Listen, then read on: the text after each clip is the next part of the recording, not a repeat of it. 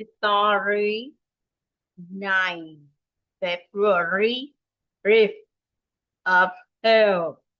My mom always give us money to charity. We get more and more calls to our help. Letters are sent to mom or out of them with good reason to ask for donations, but mom does not have enough money to meet all her urges to give.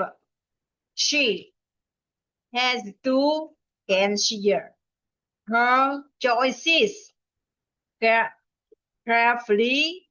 One day, mom received a letter with the title Gift of Her. Their letter said, "It's not money, it's health. It's the gift of health for families in far countries."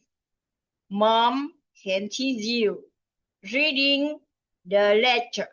With its 19, you can give 3 hens to our family.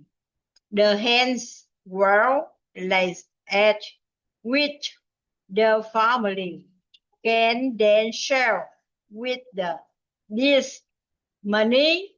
The family can pay for their basic needs. Mom smiled as she read. She made plan to save money and send to this charity regularly.